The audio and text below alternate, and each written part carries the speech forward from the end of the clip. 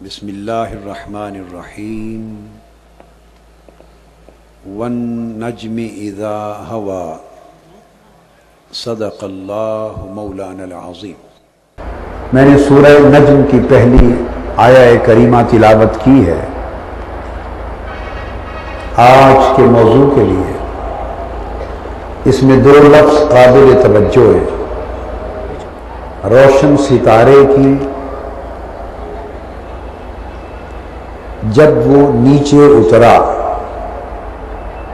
یہ اس کا معروف ترجمہ ہے۔ اور آج کی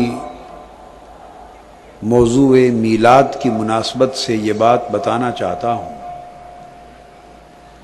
کہ اس آیت کریمہ میں لفظ النجم،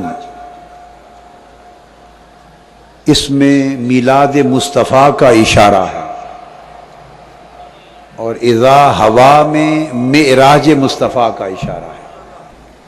ہم سیدنا امام جعفر الصادق رضی اللہ تعالی عنہ کے بیان کردہ معنی سے شروع کرتے ہیں، جسے امام قرطبی نے، امام بغوی نے، امام آلوسی نے، قاضی ثناء اللہ پانی پتی نے اور بے شمار ائمہ تفسیر نے روایت کیا۔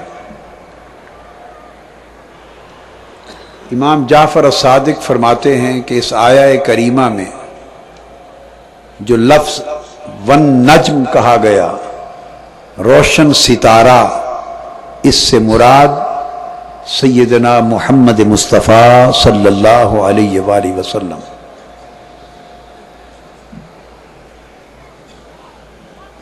لفظ نجم کے مختلف معانی ہیں۔ ایک معروف مرادی معنی تو آپ جان چکے کہ اس سے مراد روشن ستارہ ہے، مگر اب ہم اس کی اصل معنوی تحقیق کی طرف آتے ہیں۔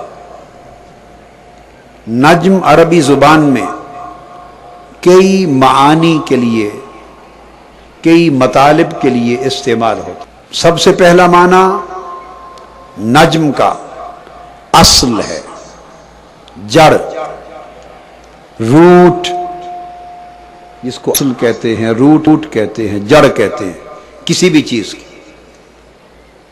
عربی زبان میں کہا جاتا ہے، منجد میں ہے، النجم الاصل یقال ھذا الحدیث لا نجم لہ۔ جس حدیث کی یا روایت کی کوئی اصل نہ ہو، بنیاد، روٹ نہ ہو، کہتے ہیں کہ اس حدیث کی نجم کوئی نہیں، یعنی اصل نہیں ہے۔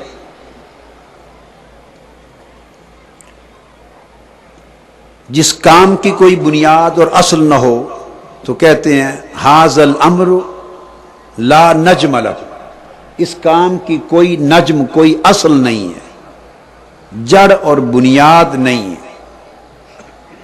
یہ نجم کا ایک معنی ہے۔ پہلے میں 4 معانی بیان کروں گا اور پھر آپ کو ان معانی کا اطلاق سمجھاؤں گا۔ تو لفظ نجم کا ایک معنی آپ سمجھ گئے کہ یہ کہتے ہیں اصل کو، جڑ کو، اور اصل اور جڑ وہ شے ہوتی ہے جس سے کسی بھی چیز کی ابتدا ہوتی ہے، آغاز ہوتا ہے، وہ ہر شے کی بنیاد ہوتی ہے۔ دوسرا معنی نجم کا ہے النبت، چھوٹے نباتات، وہ سبز چھوٹے چھوٹے پودے، نباتات جن کا تنا نہیں ہوتا۔ کسی بھی درخت کی ابتدا جب ہوتی ہے تو وہ نبات کی شکل میں ہوتی، چھوٹی سی سبزی اگتی ہے، کیاری چھوٹی سی بنتی ہے، ایک کلی سی پھوٹتی ہے، اور رفتہ رفتہ وہ جواں ہو کے درخت میں بدلتی۔ قرآن مجید نے کہا وَالنَّجْمُ وَالشَّجَرُ يَسْجُدَانِ، کہ نباتات اور درخت سب اللہ کے حکم کے مطیع ہیں، اللہ کے فرما بردار ہیں۔ تو آپ نے دیکھا یہاں نجم کا لفظ ستارہ کے معنی میں استعمال نہیں ہوا، استعمال ہوا شجر درخت جو تنے والا ہو، اور نجم نباتات پودے جو بڑے اونچے تنے کے بغیر زمین پر ہوتے. دو معنی ہو گئے. تیسرا معنی نجم کا، نجم گھاس کو بھی کہتے ہیں. گھاس کو مالی گھاس لگاتا ہے اور وہ پھیلتی چلی جاتی، اس گھاس کو بھی عربی میں نجم کہا جاتا ہے. اور چوتھا معنی نجم کا، چشمہ جس جگہ سے پھوٹتا ہے اور دریا جس جگہ سے پھوٹ کر آگے چلتا ہے، اس منبع کو، چشمہ یا دریا پھوٹنے کی جگہ کو بھی نجم کہتے ہیں. پھر وہ دریا اور چشمہ پھوٹ کر آگے پھیلتا چلا جاتا ہے. عربی زبان میں اس کو بھی نجم کہتے ہیں. جتنے معانی میں نے بیان کیے یہ المنجد میں، لسان العرب میں، قاموس میں اور لغت کی تمام بڑی بڑی کتابوں میں موجود ہیں. میں نے تو ان سے صرف تحقیق آپ کے سامنے پیش کر دی. جب آپ چار معانی نجم کے سمجھ گئے، اب آئیے اصل مراد کی طرف. اور اس آیت کریمہ کے حوالے سے امام جعفر الصادق نے فرمایا کہ نجم محمد مصطفیٰ ہے صلی اللہ علیہ وآلہ وسلم. نجم کون ہے؟ حضور نبی اکرم صلی اللہ علیہ وآلہ وسلم. جب نجم سے مراد ذات مصطفیٰ ہوئی، اور نجم کے معنی لٹریری میننگز، ایٹیمولوجیکل میننگز، لغت کے اس کی تحقیقی معنی وہ چار بیان ہوئے. تو آئیے اب ایک ایک کر کے اس معنی کے اطلاق کا، ایپلیکیشن کا جائزہ لیتے ہیں کہ ان لغوی معانی کا تعلق اصل مراد سے کیا ہے. اگر نجم سے مراد جڑ ہے، اگر نجم سے مراد نباتات پودا ہے، اگر نجم سے مراد گھاس ہے، اور اگر نجم سے مراد چشمہ اور دریا پھوٹنے کی جگہ ہے، تو پھر نجم کا لفظ ذات مصطفیٰ کے لیے کس معنی میں استعمال ہوا؟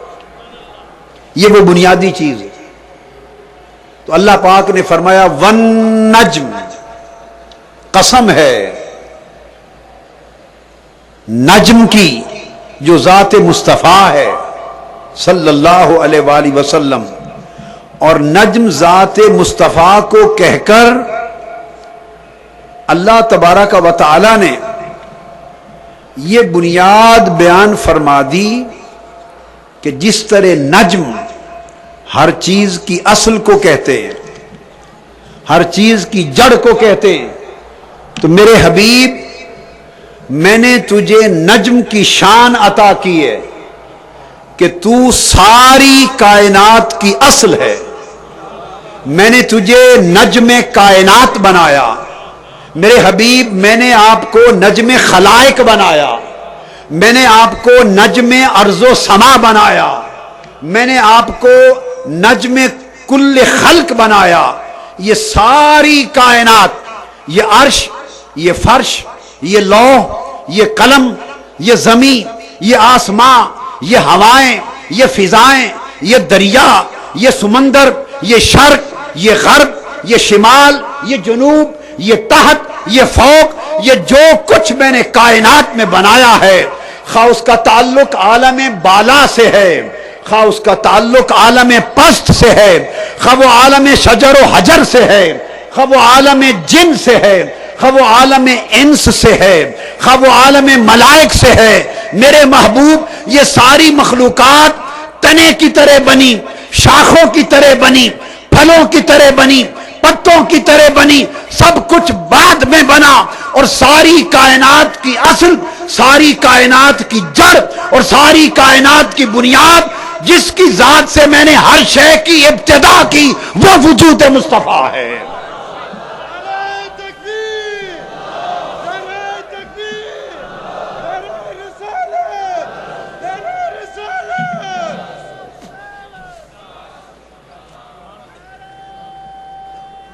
اور پھر اللہ پاک نے نجم کو مطلق رکھا، مقید نہیں کیا، یعنی یہ نہیں کہا کہ فلاں شے کا نجم، زمین کا نجم، بشروں اور انسانوں کا نجم، ملائکہ کا نجم، مادہ کا نجم، روح کا نجم، نور کا نجم۔ اللہ پاک نے نجم کو مقید نہیں کیا، اضافت نہیں کی، بلکہ مطلق رکھا۔ عربی کا قاعدہ ہے المطلق یجری علی اطلاقہ، جو مطلق اور ایبسولیوٹ ہوتا ہے وہ ایبسولیوٹ ہی رہتا ہے، کوالیفائی نہیں ہوتا، اسے محدود نہیں کیا جاتا۔ اگر نجم کی اضافت آ جاتی تو حضور اس مخلوق کے خاص حصے کی اصل ہو جاتے۔ اللہ نے فرمایا کہ محبوب آپ کو نجم بلا اضافت کیا، نجم بلا قید کیا، فقط ون نجم، مطلقاً نجم ہے، جس کا مطلب ہے کہ حضور کائنات اور مخلوقات میں جو کچھ ہے ہر شے کی اصل مصطفیٰ ہے، اور ساری کائنات اس مصطفیٰ کی فرع ہے۔ دوسرا معنی نجم کا جیسے میں نے عرض کیا وہ ہے نبات، والنجم والشجر یسجدان۔ اب نبات کیا ہوتا ہے؟ نبات بھی پودے کی وہ شکل ہوتی ہے جسے ابھی تنا نہیں ملا ہوتا، تو حضور کو نجم کہا ہے، شجر نہیں کہا۔ شجر اصل نہیں ہوتا، شجر اس اصل سے، پودے سے نکل کر بعد کی شکل ہوتی ہے۔ جب آپ بیج بوتے ہیں، مالی بیج بوتا ہے، پانی دیتا ہے، تو ابتدائی شکل جو نکلتی ہے وہ تو نبات ہے، وہ نجم ہے۔ وہ بڑھتے بڑھتے وہ بعد میں درخت بنتی ہے، تنے بنتے ہیں، اس پر شاخیں بنتی ہیں، پتے لگتے ہیں، پھل لگتے ہیں، پھول لگتے ہیں، تو سارا درخت بعد میں وجود میں آتا ہے۔ اور وہ درخت نکلتا کس سے ہے؟ اس ابتدائی حالت سے جس کو نجم کہا جاتا ہے۔ تو اللہ پاک نے فرمایا ون نجم، قسم ہے محبوب، یہ جو شجر تخلیق ہے، یہ جو کریشن کا درخت ہے، tree of creation, tree of creation, میرے محبوب آپ کو میں نے روٹ بنایا ہے، نجم بنایا ہے شجر تخلیق کا۔ ساری مخلوقات میں کسی کو تنا کا درجہ دیا، کسی کو شاخ کا درجہ دیا، کسی کو پتے بنایا، کوئی پھل بنا، کوئی پھول بنا، کوئی سایہ بنا۔ درخت تخلیق کی ہر شے بعد میں بنی، مگر کائنات کی سب سے پہلا وجود جو عدم سے باہر آیا، مصطفیٰ، وہ تیری ذات تھی۔ پھر میں نے عرض کیا کہ نجم نبت، گھاس کو بھی کہتے ہیں۔ کسے کہتے ہیں؟ گھاس کو۔ اب اس معنی کا اطلاق کیا ہے؟ بڑے غور سے سمجھیں۔ گھاس، ہر پودا اگر ایک درخت لگائیں گے تو ایک ہی درخت اگے گا۔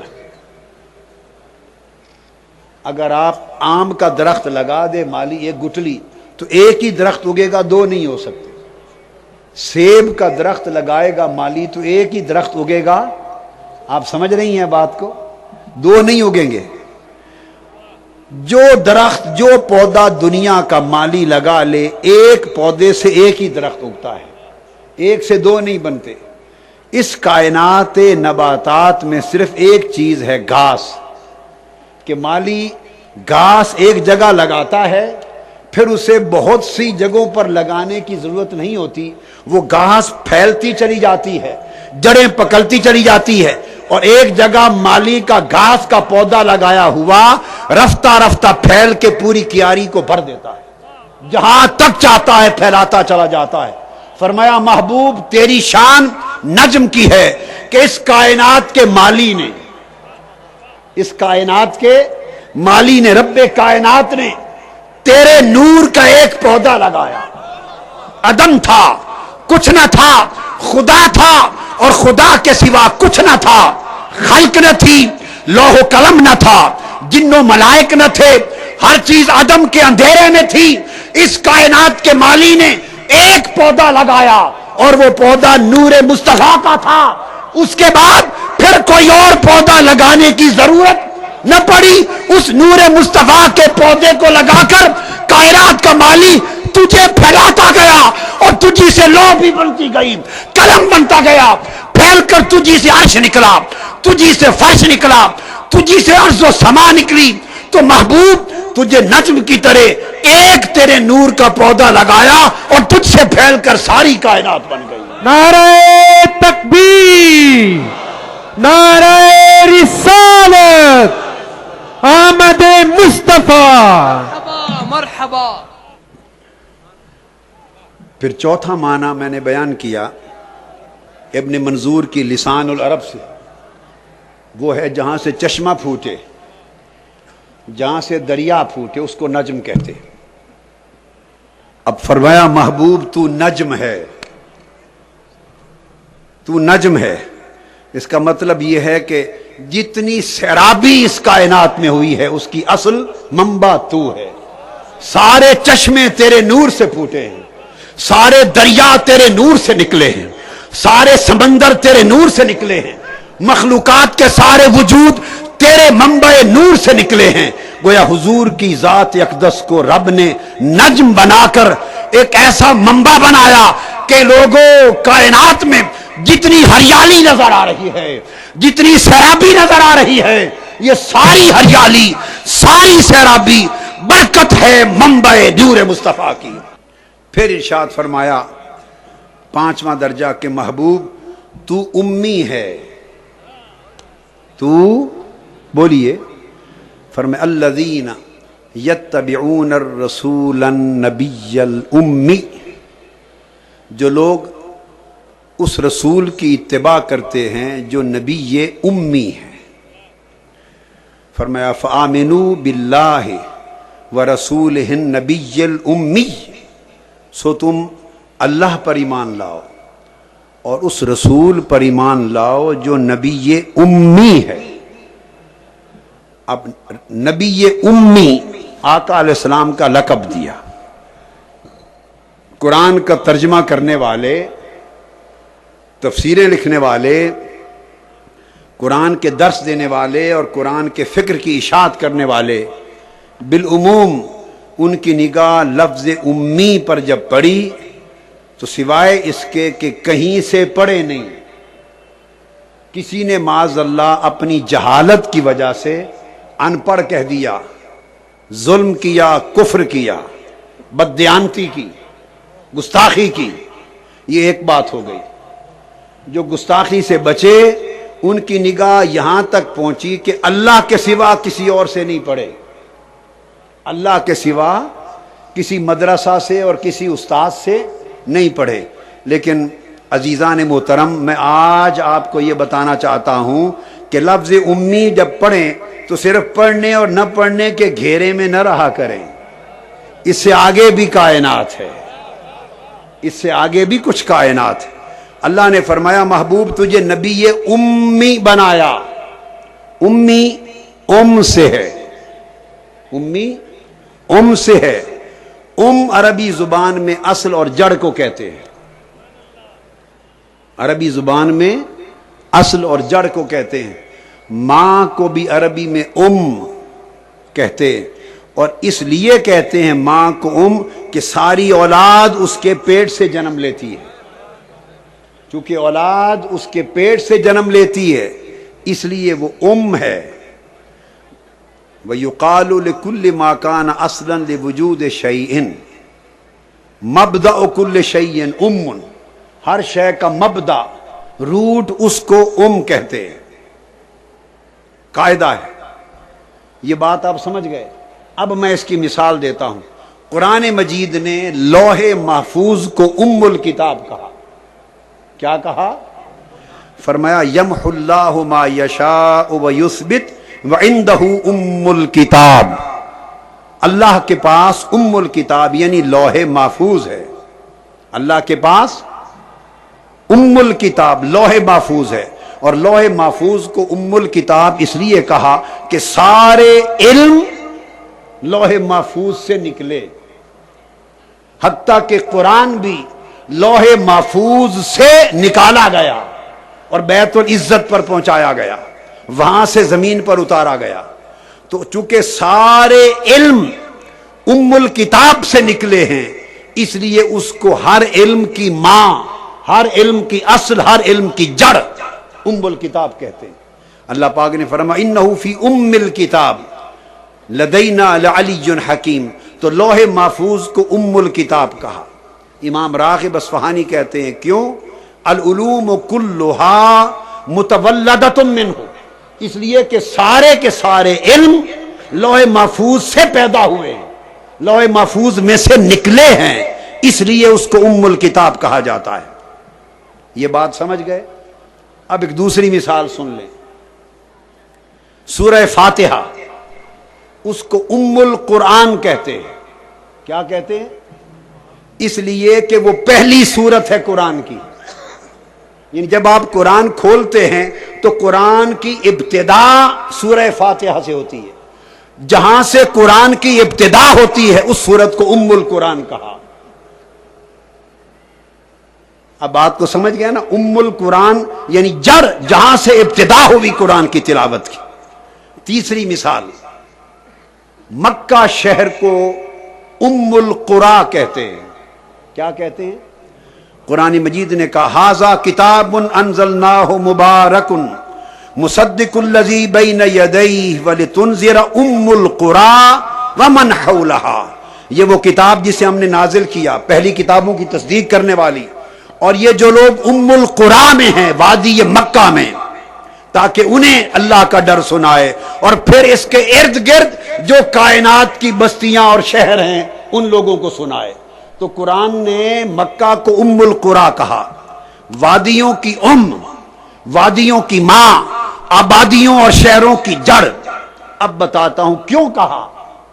اس لیے کہا کہ صحابہ کرام کہتے ہیں، امام قرطبی نے کہا، حضرت عبداللہ ابن عباس رضی اللہ تعالیٰ عنہ نے، حضرت عبد الرحمن بن ثابت رضی اللہ تعالیٰ عنہ نے، امام ابن کثیر نے، اور امام سیوطی نے، امام شوکانی نے، امام طبری نے یہ روایتیں بیان کی، اور حضرت قتادہ نے روایت کیا، تمام صحابہ تابعین نے، کہتے ہیں مکہ کو ام القرى اس لیے کہا گیا کہ ساری زمین پر پانی تھا، کوئی خشکی نہ تھی۔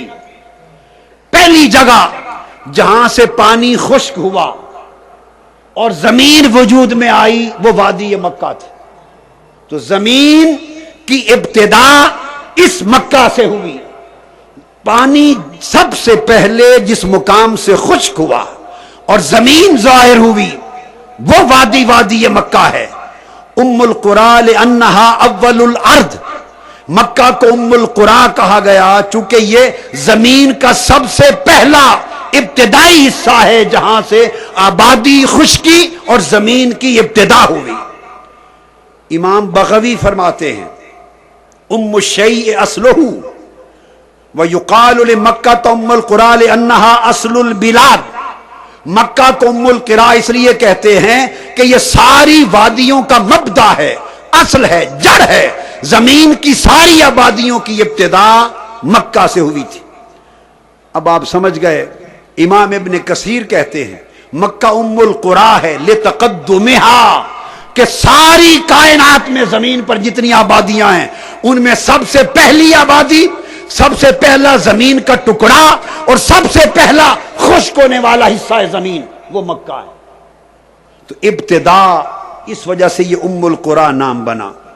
اب مکہ بنا، ام الکتاب لوح محفوظ بنی، ام القرآن فاتحہ بنی، ام القرآن مکہ بنا۔ آپ سمجھ گئے کہ جہاں بھی لفظ آیا تو کا معنی اولیت ہے، کا معنی مبدا ہے، کا معنی بگننگ ہے، کا معنی اوریجن ہے، کا معنی ابتدا ہے۔ تو ابتدا، مبدا، اصل وہ ہو تو ہوتا ہے۔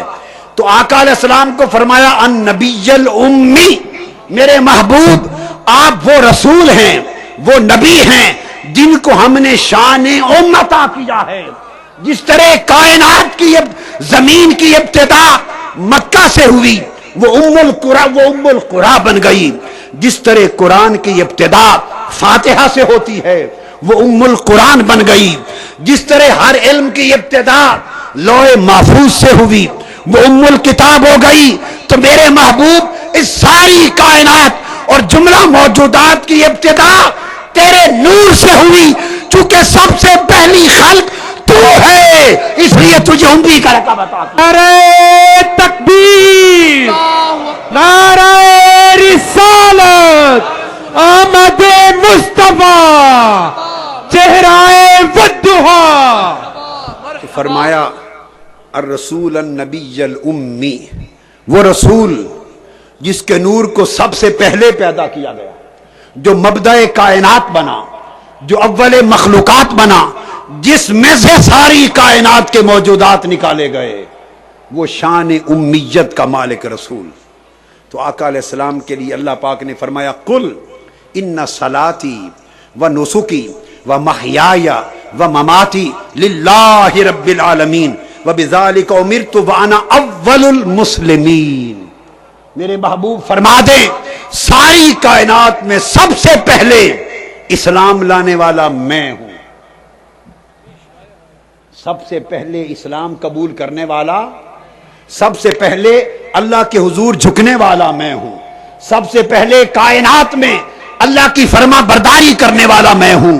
لوگو اگر حضور کی ابتدا آج سے 1400 برس اس ولادت سے لے لی جائے تو پھر تو انبیاء بھی حضور سے پہلے تھے، ملائکہ بھی پہلے تھے، جن بھی پہلے تھے، عرش و کرسی بھی پہلے تھے، پھر حضور اول المسلمین کیسے بنے؟ سب سے پہلے جھکنے والے کیسے بنے؟ قرآن نے کہا وَلَهُ أَسْلَمَ مَنْ فِي السَّمَاوَاتِ وَالْأَرْضِ، آسمانوں اور زمینوں کی کائنات میں جو کچھ ہے وہ سب اللہ کے حضور جھکنے والا ہے، مسلم ہے۔ زمین و آسمان کی کائنات میں لوح ہے، قلم ہے، عرش ہے، فرش ہے، ملائک ہیں، جن ہیں، انسان ہے، جو کچھ ہے، نور ہے، بشر ہے، فرمایا سب لہو اسلم، اللہ کی فرما برداری کرنے والے ہیں۔ تو کائنات کی ہر شے فرش سے عرش تک اللہ کی فرما برداری کرنے والی مسلم ہے۔ اور ادھر فرمایا وَبِذَالِكَ أُمِرْتُ، مجھے بتایا گیا ہے انا اول المسلمین کہ سب سے پہلے فرما برداری کرنے والا کائنات میں ہوں۔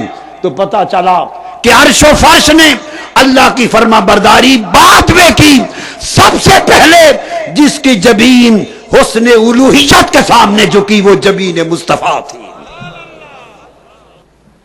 جب آپ یہ بات سمجھ گئے تو اب آئیے کہ وہ نور جو سب سے پہلے جھکا، جس سے کائنات کی ابتدا ہوئی، ہم میلاد کا ذکر کر رہے ہیں آج، حضور کی تخلیق سے ولادت تک،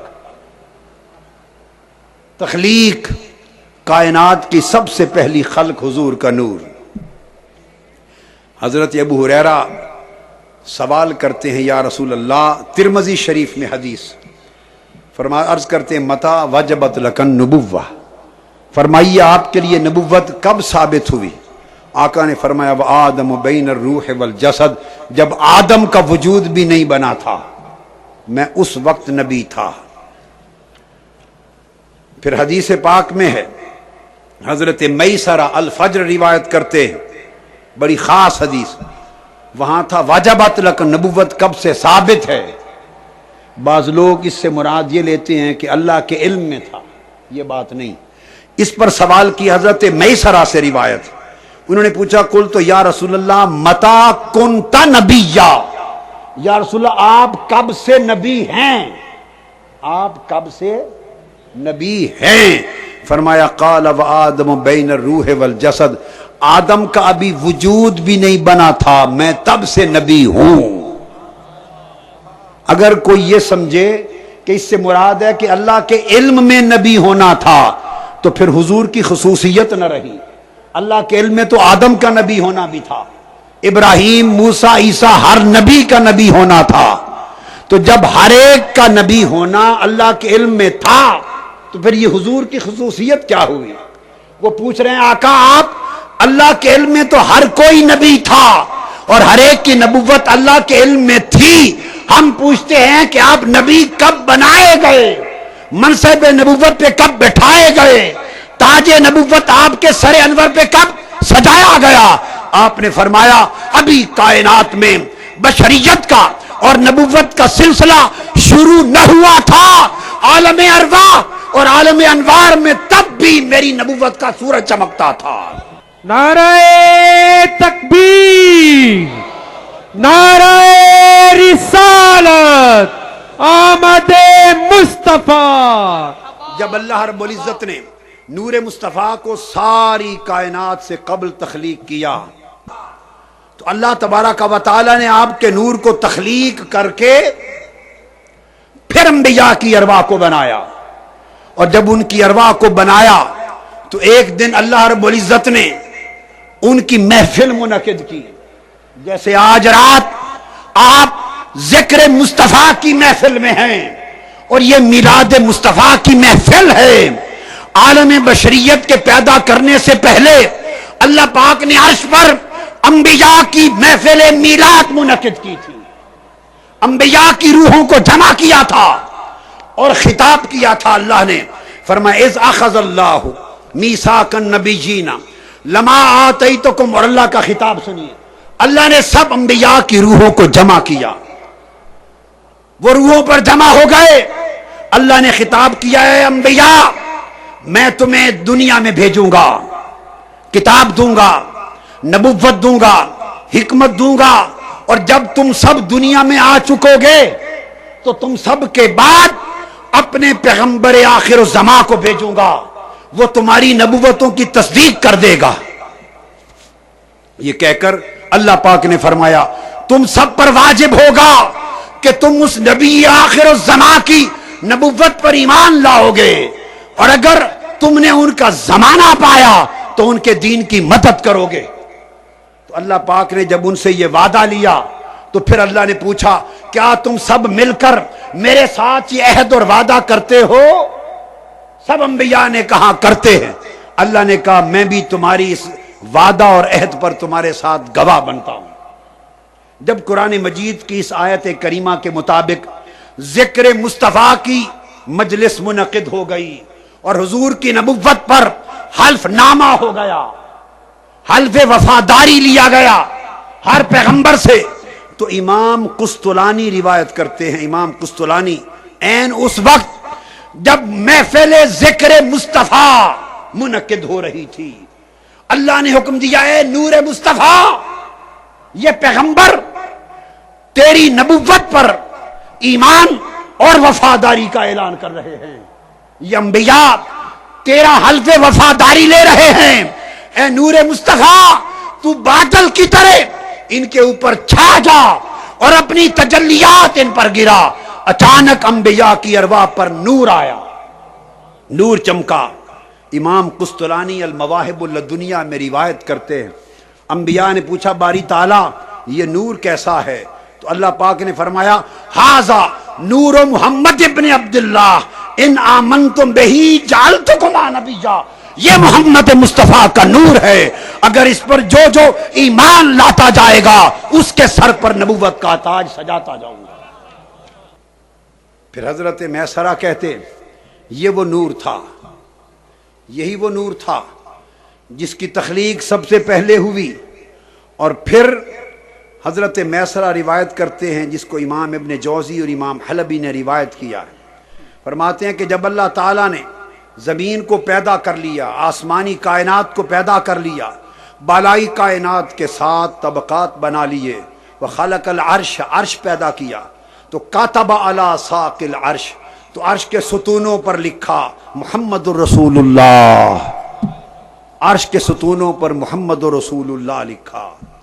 پھر خلق اللہ تعالی الجنت، پھر اللہ نے جنت پیدا کی جس میں آدم و حوا کو ٹھہرایا گیا، اور فرمایا فکاتب اسمی علی الابواب والاوراق والقباب والخیام، تو جب جنت بنا لی تو جنت کے ہر دروازے پر نام محمد لکھا گیا، پھر جنت کے درختوں کے پتوں پر نام محمد لکھا گیا، جنت کے خیموں پر لکھا گیا، جنت کے ہر محل کے دروازے پر نام محمد لکھا گیا۔ سو عرش سے لے کر جنت میں ہر سو محمد مصطفیٰ کے نام کے کتبے لگائے گئے، کتبے لگائے گئے۔ پھر فرماتے ہیں جب سیدنا آدم علیہ السلام کی تخلیق ہوئی تو انہوں نے جب زمین پر اتارے گئے تو سر اٹھایا اور آقا علیہ السلام کا اسم مبارک ہر جگہ لکھا ہوا پایا، اور اس نام کو پڑھ کر سمجھ گئے کہ کائنات میں یہ نام سب سے محبوب ترین نام ہے خدا کو۔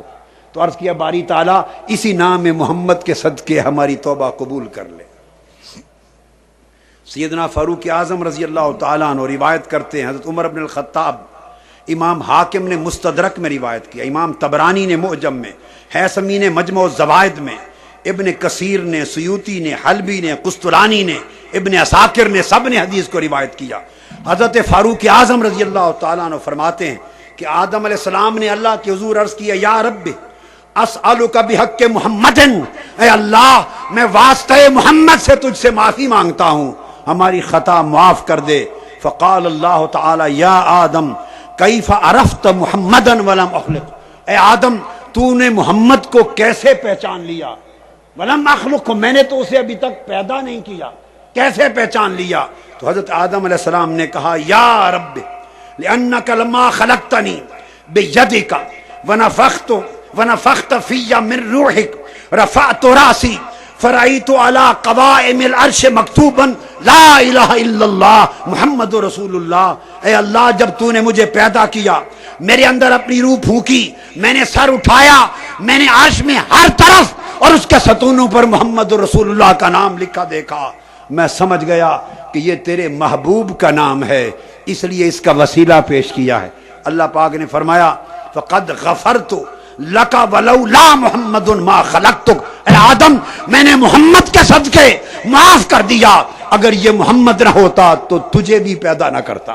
نعرہ تکبیر، نعرہ رسالت، سرکار کی آمد، مرحبا سرکار کی آمد۔ مرحبا۔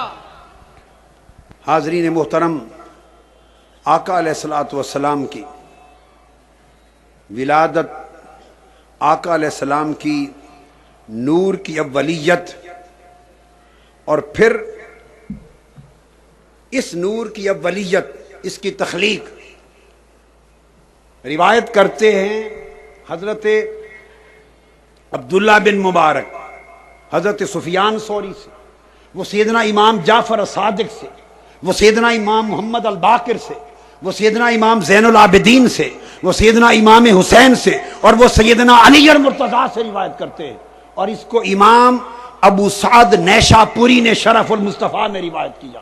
مولا علی المرتضیٰ کی روایت ہے کہ اللہ پاک نے فرمایا کہ اس کائنات میں جب کچھ نہ تھا تو میں نے محمد مصطفیٰ کا نور پیدا کیا، اور نور مصطفیٰ سے عرش بھی بنایا، لوح بھی بنایا، قلم بھی بنایا، فرش بھی بنایا، ملائک بھی بنائے، اور سب انبیاء نور مصطفیٰ سے تخلیق کیے۔ پھر اسی طرح کی حدیث کا مضمون حضرت امام عبد الرزاق نے روایت کیا۔ اس نور مصطفیٰ صلی اللہ علیہ وآلہ وسلم کو جب حضرت آدم علیہ السلام کی تخلیق ہوئی تو دوستو اللہ نے اس نور کو حضرت آدم کی صلب میں رکھ دیا، اور میں یہ سمجھتا ہوں جو اللہ پاک نے حضرت آدم کی بشریت کا ڈھانچہ بنایا اور فرمایا وَنَفَخْتُ فِيهِ مِن رُوحِي، اس کے اندر اپنی روح، اپنا نور پھونکا، جس کو اللہ نے اپنی روح کہا، اپنا نور پھونکا، حضرت آدم کی خاکہ بشریت، ڈھانچہ بشریت میں حضور کا نور ڈالا گیا تھا، اور یہ نور مصطفیٰ تھا۔ جب آدم کی پیشانی پہ چمکا، رب کائنات نے کہا اسجدوا لآدم، فرشتوں کا سجدہ کرنا۔ تکریم و تعظیم آدم میں وہ حقیقت میں تعظیم نور مصطفیٰ تھا، تعظیم نور مصطفیٰ تھا۔ پھر حضرت آدم کے بطن میں وہ نور چمکتا تھا، حضرت آدم کے بطن میں یکے بعد دیگرے جس ذات کو اس نور کے لیے اللہ پاک نے پاک صلبوں سے پاک رحموں میں اس نور کو منتقل کیا۔ آقا علیہ السلام کے آباء و اجداد اور امہات میں جس کے بطن کو، جس کے صلب کو حضور کے نور کا مستقر، حضور کے نور کا ٹھکانہ بنانا تھا، اس کو پاک رکھا ہر دور میں، ہر نجس سے، ہر شرک سے، ہر گناہ سے، تاکہ آقا علیہ السلام کا نور اقدس پاک صلبوں سے پاک رحموں میں منتقل ہو سکے، اس لیے آقا علیہ السلام نے فرمایا، صحیح بخاری میں ہے، بعثت من خیر قرون بنی آدم قرنا فقرنا حتی کنت من القرن الذی کنت فیہ، پاک صلبوں پاک رحموں میں پاک جسموں میں منتقل ہوتا چلا آیا ہوں۔ اور آقا علیہ السلام نے فرمایا، انا محمد بن عبداللہ بن عبد المطلب ان اللہ خلق الخلق فجعلنی فی خیرہم ثم جعلهم فرقتین فجعلنی فی خیرہم فرقتا ثم جعلهم قبائل فجعلنی فی خیرہم قبیلتا ثم جعلهم بیوتا فجعلنی فی خیرہم بیتا وخیرہم نفسا۔ اللہ پاک نے خلق کائنات پیدا کی، اس کائنات میں سب سے بہتر خلق میں مجھے بنایا، پھر اس انسانی خلق کے 2 حصے کیے، ان میں سے بہتر حصے میں مجھے بنایا، پھر قبائل پیدا کیے، سب سے اعلیٰ قبیلے میں مجھے بنایا، پھر خاندان بنائے، سب سے اعلیٰ خاندان میں بنایا۔ فرمایا اللہ نے خاندانوں کے اعتبار سے، نسب کے اعتبار سے اور ذات و حسب کے اعتبار سے کائنات میں سب سے اعلیٰ، سب سے انظف، سب سے عرفہ اور سب سے ستھرا نظیف میرے ذات کو بنایا ہے۔ آقا علیہ الصلوۃ والسلام کا نور آدم علیہ السلام کی نسل میں منتقل ہوتا چلا آیا، اور چلتے چلتے حضور علیہ السلام جب اپنا نسب بیان کرتے تو معد میں حضرت عدنان تک بیان کرتے تھے۔ نور مصطفیٰ نسل آدم میں پاک صلبوں میں منتقل ہوتا ہوا آیا۔ چلتے چلتے امام سہیلی نے لکھا ہے، آؤ آج کی رات چند ان پشتوں کا ذکر کر لیں جن میں حسن مصطفیٰ جھلکتا رہا، جن میں نور مصطفیٰ چمکتا رہا۔ ان میں حضرت معد بن عدنان آباء مصطفیٰ میں سے، جب ان کی باری آئی، حضرت عدنان کے گھر بیٹا معد پیدا ہوا اور نور مصطفیٰ معد بن عدنان میں منتقل ہو گیا۔ تو امام سہیلی روایت کرتے ہیں، چھوٹے تھے حضرت معد بن عدنان، 500-700 سال 600 سال آقا کی ولادت سے قبل آبائے مصطفیٰ میں ایک جد تھے، ان میں نور مصطفیٰ جب منتقل ہوا تو اللہ تعالیٰ نے اس دور کے نبی حضرت ارمیاہ کی طرف وحی کی۔ بخت نصر کا زمانہ تھا اور حکم فرمایا کہ اے ارمیاہ، بخت نصر کو جا کے بتا دے کہ میں نے سرزمین عرب پر تیری حکومت کا فیصلہ کر لیا ہے، اپنی فوج لے کر جا، اور یہ معد بن عدنان جو چھوٹا معصوم بچہ ہے، اسے اپنے براق پر سواری پر سوار کر کے حفاظت کے ساتھ عرب سے شام کی طرف لے کر جا، اس کی حفاظت کرنا، کیونکہ اس کی صلب میں نے وہ نور رکھا ہے، وہ چلتے چلتے اس کی نسل سے نبی آخر الزمان پیدا ہوگا۔ چنانچہ حضرت معد کو وہ ساتھ لے کر گیا، اور حضرت معد نے بنی اسرائیل میں نشو و نما پائی، اور جوان ہوئے تو ان کی شادی ہوئی معانہ نام سے۔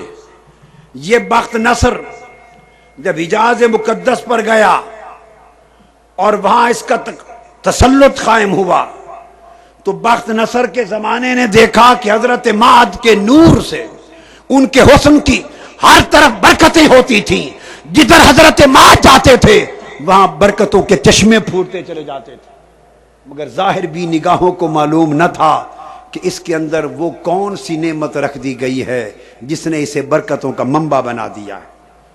پھر آگے ان کے بیٹے نزار بن معد پیدا ہوئے۔ نزار بن معد بن عدنان جب وہ پیدا ہوئے حضور کے آباء و اجداد میں، ان کی دونوں آنکھوں کے درمیان پیشانی پر نور مصطفیٰ چمکا کرتا تھا، اور جدھر وہ جاتے نور مصطفیٰ کی چمک ہر طرف روشنی اور اجالے کر دیتی تھی۔ دنیا حضرت نزار بن معد کی پیشانی میں چمکنے والے نور مصطفیٰ کی شعاؤں کا نظارہ کرنے آتے تھے، مگر کسی کو خبر نہ تھی کہ یہ نور کیا ہے۔ پھر انہی کی اولاد سے الیاس بن مدر کا زمانہ آیا۔ الیاس بن مدر کے بطن میں، ان کے پشت میں نور مصطفیٰ منتقل ہوا۔ امام سہیلی روایت کرتے ہیں کہ جب نور مصطفیٰ حضرت الیاس بن مدر کی پشت میں تھا تو جب جس طرح حج کے ایام میں لبیک اللہم لبیک کی آواز آتی ہے، وہ اپنی پشت سے نور مصطفیٰ تسبیح خدا کرتا تھا، اور لبیک اللہم لبیک کی آوازیں حضرت الیاس بن مدر کی پشت میں سے آیا کرتی تھی۔ ان کی پشت سے لبیک اللہم لبیک کی شیریں آواز آیا کرتی تھی۔ پھر آقا علیہ السلام کے آبا میں حضرت کعب بن لؤی کا زمانہ آ گیا۔ یہ حضرت کعب بن لؤی حضور کے آبا و اجداد میں سے، یہ وہ جد امجد تھے۔ ان کی پشت میں جب نور مصطفیٰ منتقل ہوا تو یہ قریش میں، امام زرقانی شرح المواہب میں روایت کرتے ہیں کہ ہر جمعہ کے دن حضرت کعب بن لؤی 500 سال قبل، 400 سال قبل جمعہ کے دن قریش کو جمع کر کے محفل میلاد مصطفیٰ منعقد کرتے تھے۔ حضور کے میلاد کا وقت نہیں آیا تھا، ہر جمعہ کو قریش کا اجتماع کرتے، اکٹھا ہو کرتے، ان کو خطاب کرتے، اور آمد و ولادت و بعثت مصطفیٰ کا حضرت کعب بن لؤی ذکر کیا کرتے تھے۔ بتاتے تھے کہ حضور نبی آخر الزمان میری پشت میں سے آئیں گے۔ اور امام زرقانی کہتے ہیں ان کے علم کی بنیاد کتب سابقہ کی وہ بشارتیں تھی جو حضرت آدم علیہ السلام کے وقت سے چلی آ رہی تھی۔ جمعہ کے دن قریش کا محفل منعقد کرنا اور محفل میلاد مصطفیٰ منعقد کر کے حضور کی آمد کا ذکر کرنا، یہ 560 سال حضور کی ولادت سے قبل ہوا کرتا تھا۔ پھر ان کا بیٹا آگے، ان کی نسل میں قصی بن کلاب آ گئے۔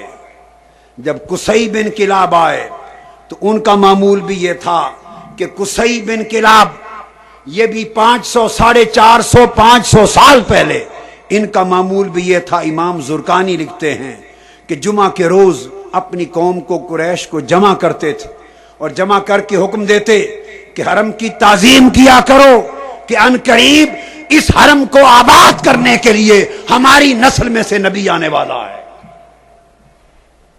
آپ اندازہ کر لیں کہ نور مصطفیٰ نے ان کے آباء و اجداد کو یہ فہم دے دیا تھا، یہ معرفت دے دی تھی، یہ برکت دے دی تھی کہ حضور کی آمد کا انہیں نہ صرف علم تھا بلکہ محفل منعقد کر کے حضور کی ولادت کا ذکر کرتے تھے۔ پھر ان کی اولاد سے آگے بیٹے ہوئے ہاشم بن عبد مناف، 2 بھائی تھے، حضرت ہاشم اور ایک مطلب۔ دونوں بھائی حضرت ہاشم میں نور مصطفیٰ منتقل ہوا، اور نور مصطفیٰ نے حضرت ہاشم کو اتنا خوبصورت بنا دیا تھا، اور ان کے بھائی مطلب کو، کہ الکامل فی التاریخ میں امام ابن اسیر روایت کرتے ہیں کہ دونوں بھائیوں کا ان کے حسن و جمال اور نور کی چمک اور دمک کی وجہ سے اہل عرب بدران کہتے تھے، ان کو 14ویں رات کے چاند کہتے تھے۔ حضور کے نور کے باعث 14ویں رات کا چاند ان کو حضرت ہاشم کو کہا جاتا تھا، اور ان کے چہرے پر نور محمدی کی شعائیں اتنی درخشاں رہتی تھیں، اور نور محمدی کی کرنیں اتنی ذوفشاں رہتی تھیں کہ امام زرقانی نے شرح المواہب میں روایت کیا ہے، جس طرف حضرت ہاشم کا گزر ہوتا، جو عیسائی پادری حضرت ہاشم کے چہرے پر چمکتا ہوا نور مصطفیٰ دیکھتا، یہ حضور علیہ السلام کے پردادا تھے، پردادا۔ وہ حضرت ہاشم بے ساختہ ان کے ہاتھ حضرت ہاشم کے ہر پادری چومنے لگ جاتا، اور جس شجر اور حجر، درخت اور پتھر کے قریب سے گزرتے وہ حضرت ہاشم کے سامنے سجدے میں گر جاتے تھے۔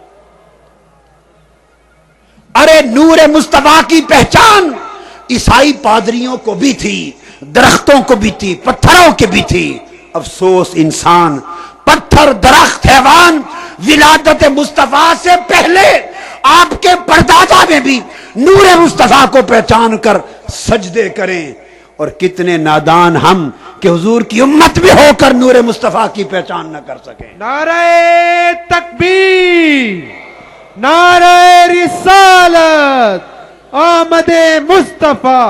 حضور کے پردادا حضرت ہاشم کو نور مصطفیٰ نے ان کے چہرے کو اتنا حسین و جمیل بنا دیا تھا کہ ہرقل روم کا بادشاہ، عیسائی بادشاہ ملک روم کا، اس نے پیغام بھیجا حضرت ہاشم کو، روم کی سلطنت کے بادشاہ نے پیغام بھیجا کہ میری بیٹی بڑی خوبصورت ہے، کائنات حسن میں اس کا کوئی مثال نہیں، اے ہاشم میرا جی چاہتا ہے کہ آپ آ جائیں اور میں اپنی بیٹی آپ کے عقد میں تحفتاً پیش کر دوں۔ اس ہرقل روم نے اپنی کتابوں میں پڑھا تھا کہ جس کی پیشانی میں اس نور کی چمک ہوگی، اس کی پشت میں نور مصطفیٰ ہوگا۔ اس نے خواہش کی ہرقل روم کے عیسائی بادشاہ نے کہ میری بیٹی کو نصیب ہو جائے یہ نور کے مصطفیٰ کے نور کا انقلاب، اس کے بطن سے آگے چلے، لیکن بہر صورت آپ نے وہ قبول نہ کیا۔ پھر آقا علیہ السلام کے دادا ہاشم کے بیٹے عبد المطلب کا دور آ گیا، وہ نور جو خلق اول کے طور پہ عرش سے پہلے بنایا گیا، جس سے ساری کائنات کے چشمے نکالے گئے، جو نور جسے حضرت آدم کی پیشانی میں سجایا گیا، جو نور جو پاک صلبوں اور پاک ریموں سے منتقل ہوتا ہوا آیا، وہ حضرت عبد المطلب تک آ پہنچا۔ جب نور مصطفیٰ حضرت عبد المطلب کی پشت میں آیا تو خدا کی قسم ان کے جسم سے کستوری کے ہلے آتے تھے، کستوری کی خوشبو نکلتی تھی، ہر وقت خوشبو کی مہک آتی تھی، جدھر سے حضرت عبد المطلب گزر جاتے راہوں کی فضائیں ہوائیں معطر ہو جاتی تھی۔ نور مصطفیٰ جب حضرت عبد المطلب کی پشت میں تھا اور خشکی ہو جاتی، قحط ہو جاتا، بارش ہو جاتی، تو کتب سیر میں، کتب حدیث میں آیا ہے اور کتب تاریخ میں آیا ہے، اہل مکہ حضرت عبد المطلب کو پکڑ کر پہاڑ کی چوٹی پہ لے جاتے اور ان کا وسیلہ دیتے تو مکہ پہ بارش ہو جاتی تھی۔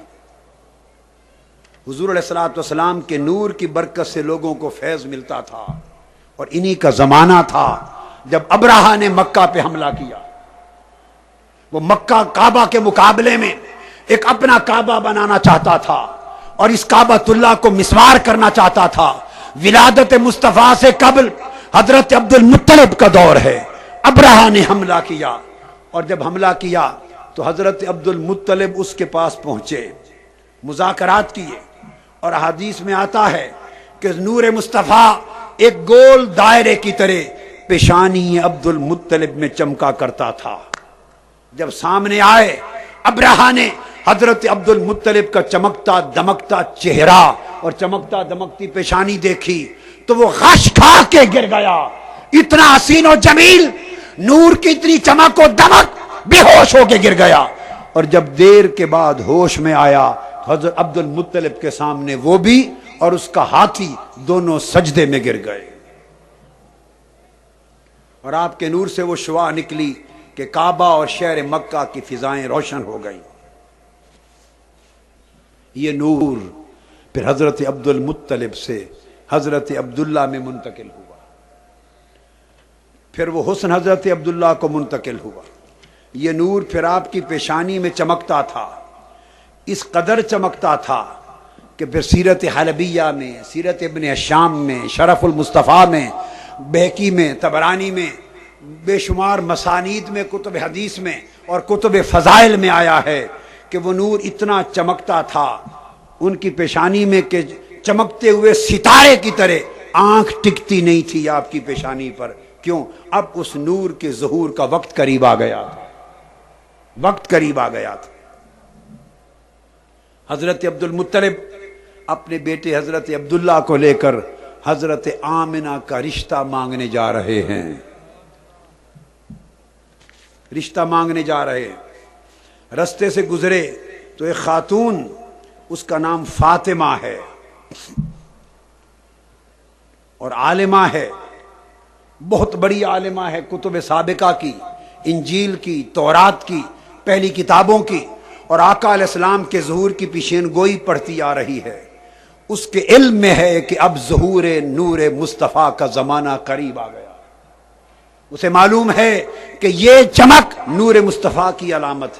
حضرت عبداللہ بن عبد المطلب کو اس نے گزرتے ہوئے دیکھا اس عالمہ فاضلہ خاتون نے آواز دی حضرت عبد المطلب کو کہ میں آپ کے صاحبزادے سے شادی کرنا چاہتی ہوں اور 100 اونٹ تحفہ بھی ساتھ دینا چاہتی ہوں، 100 اونٹ تحفہ دوں گی، میرا عقد قبول کر لیں۔ آپ نے قبول نہیں کیا، آگے چلے گئے۔ آگے گئے تو وہ حضرت آمنہ کا نصیب تھا۔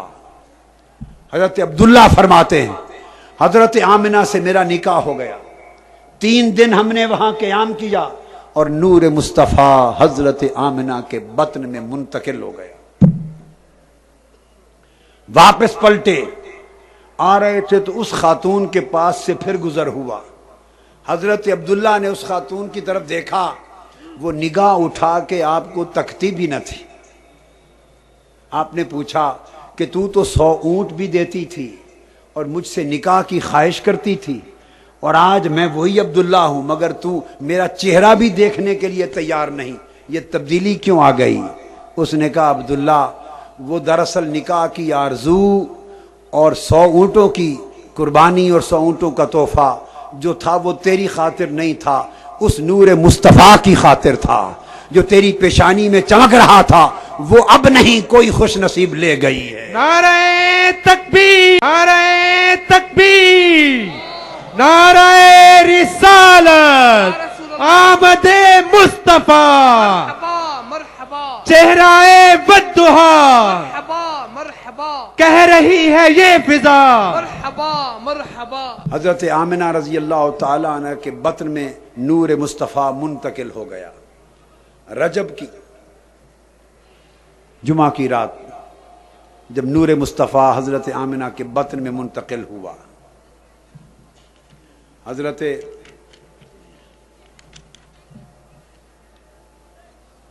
آمنہ کے بطن اقدس میں جب نور منتقل ہوتا ہے تو اللہ تبارک و تعالیٰ کی طرف سے حکم ہوا تمام ملائکہ کو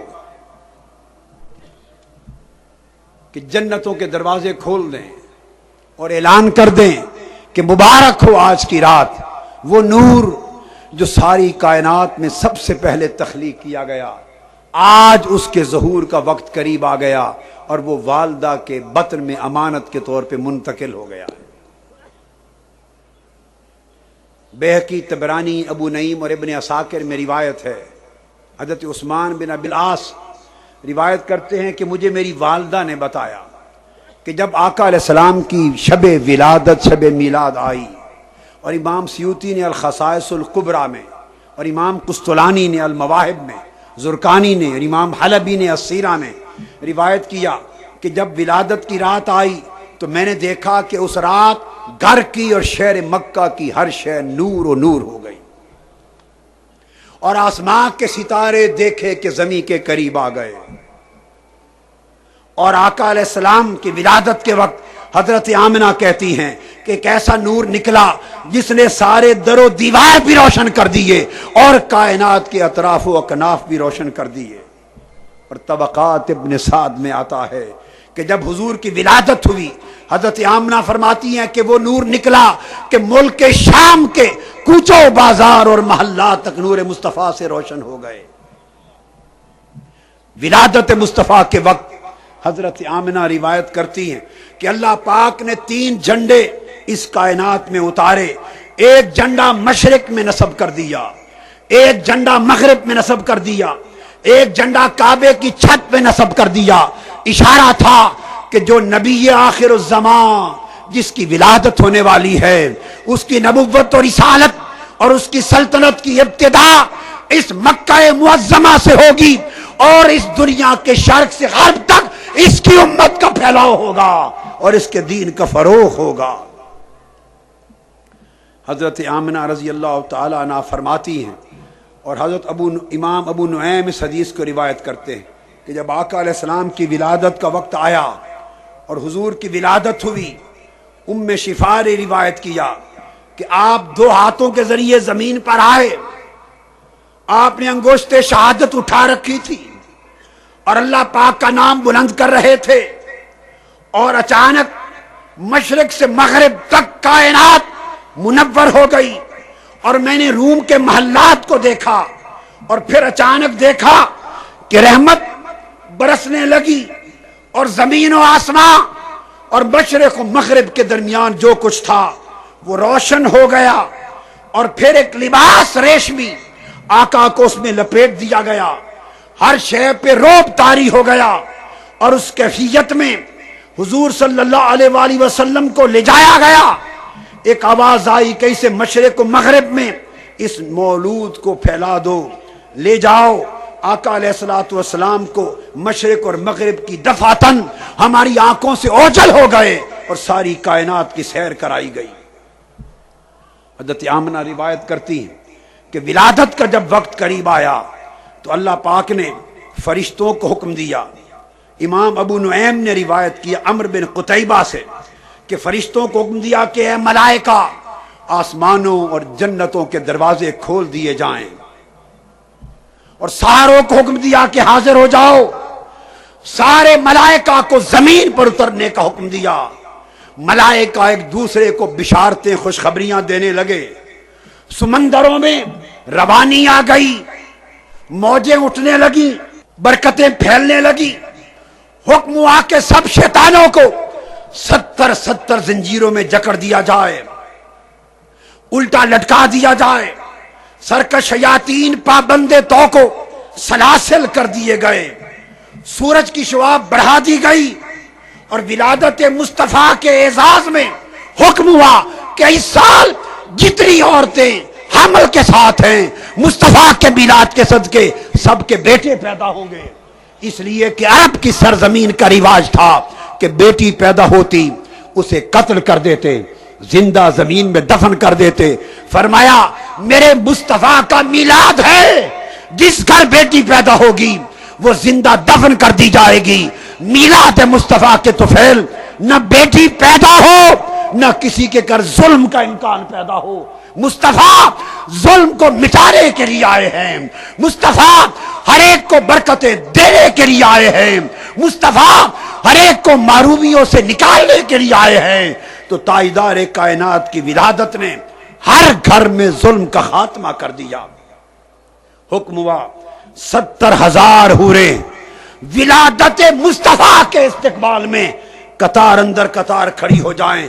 70,000 حوریں حضور کے میلاد کے استقبال میں کھڑی ہو گئیں۔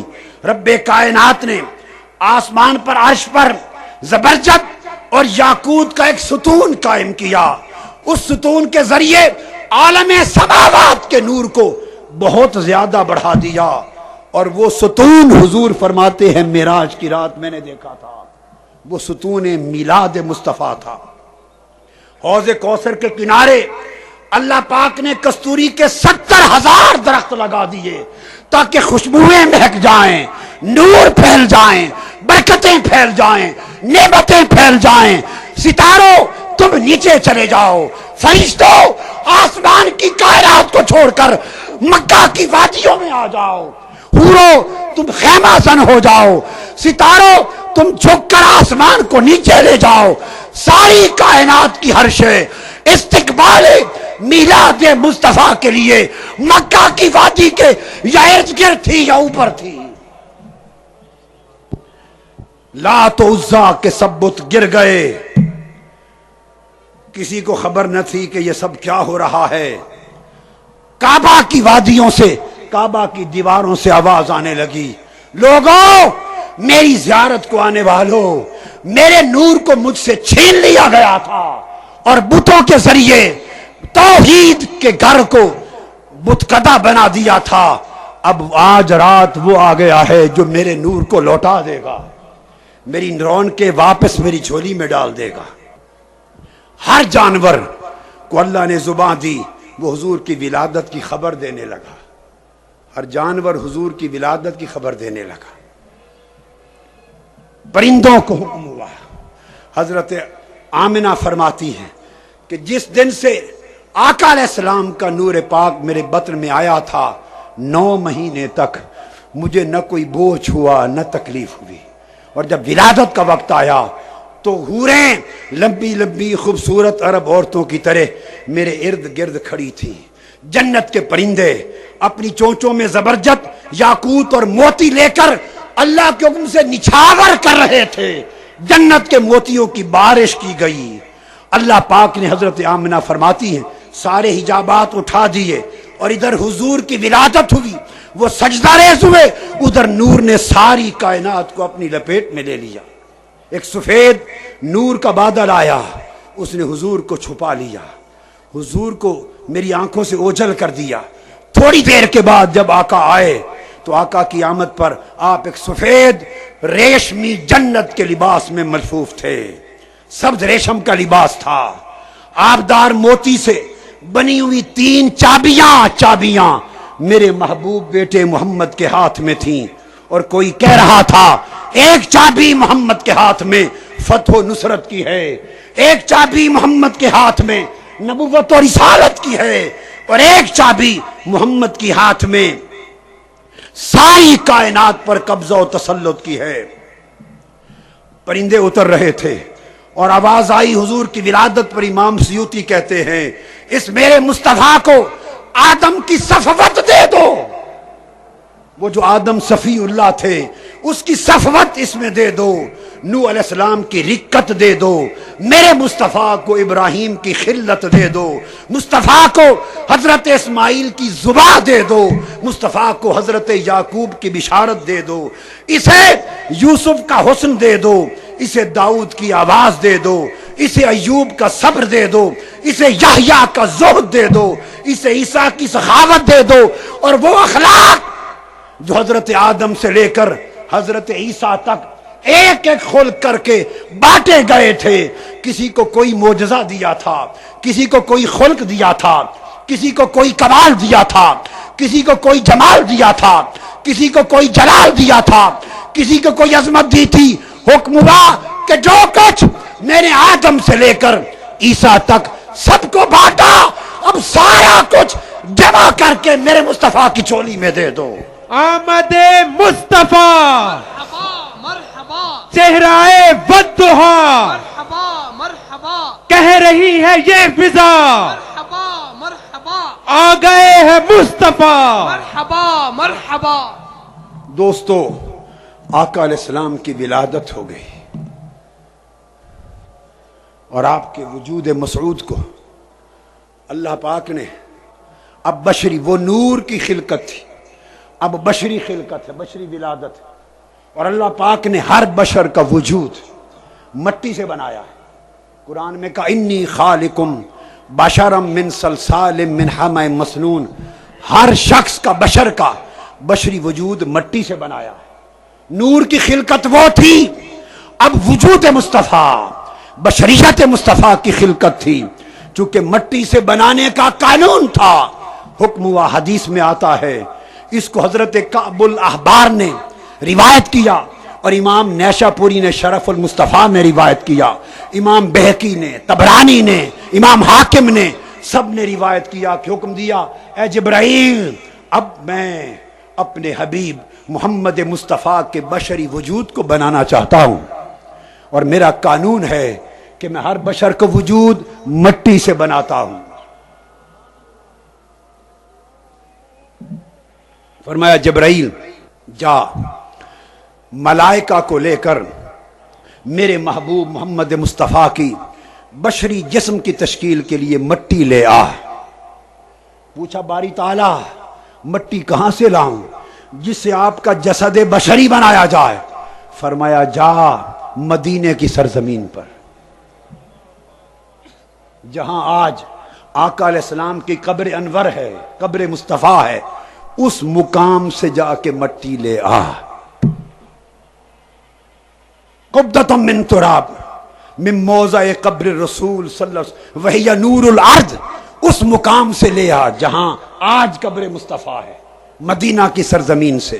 اور فرمایا یہ مٹی یہ زمین کا نور ہے. جبرائیل امین آئے، اس مقام سے مٹی لی اور مٹی لے گئے اللہ کے پاس. حکم ہوا جبرائیل اب اس مٹی کو کوثر اور تسنیم کی نہروں میں دھویا جائے اور جنت کے نورانی پانیوں میں گوندھا جائے. جنت کی نہروں میں اس نورانی مٹی کو دھویا گیا اور جنت کے نورانی پانیوں میں اسے گوندھا گیا. اب اس سے خمیر بشریت مصطفیٰ بننا ہے۔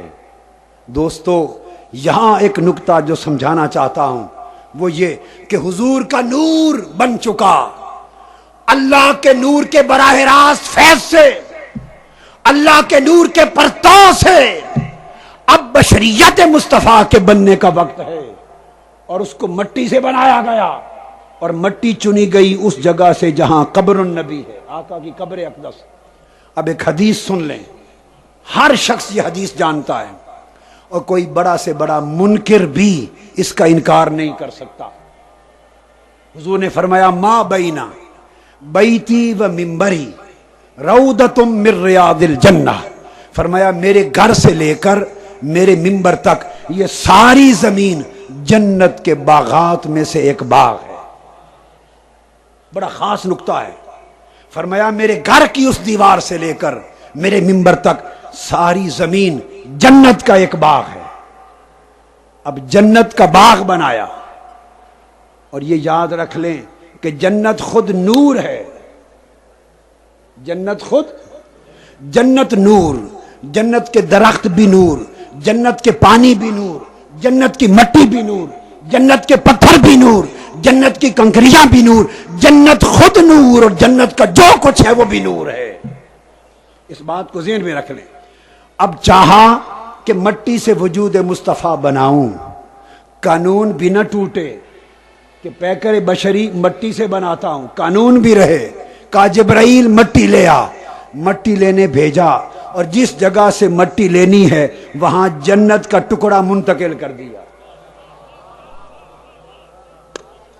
بنانا مٹی سے ہے، اور مٹی بھی نہیں لینی، بنانا بھی مٹی سے ہے، اور وجود مصطفیٰ کو مٹی لگانی بھی نہیں ہے، بنے بھی مٹی سے اور مٹی لگے بھی نہ۔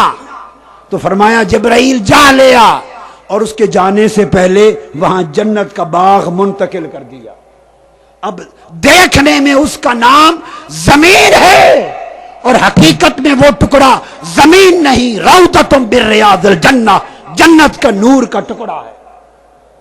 تو جنت کا نور کے ٹکڑے سے جا کے مٹی لی، تو جس مٹی سے حضور کی بشریت، حضور کا وجود بشری بنایا گیا، وہ ٹکڑا بھی نور ہے، وہ مٹی بھی نور ہے، جنت کا نور۔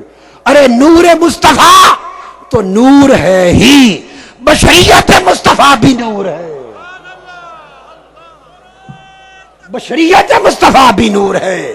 جس مٹی سے مصطفیٰ کا وجود بشری بنا وہ مٹی جنت کی مٹی ہے، اور جنت کی مٹی نور ہے۔